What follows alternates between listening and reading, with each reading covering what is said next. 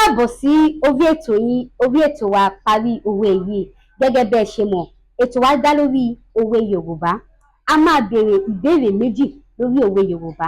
Tá bá wá rí ẹnikẹ́ni tó ní àǹfààní láti parí òwe méjì yìí dáadáa, ó ní ẹ̀bùn ẹgbẹ̀rún 5,000, ìyẹn 5,000 naira. Ìbéèrè mi àkọ́kọ́, a kì í ru ẹran ẹrin lórí. Ẹ parí òwe yìí.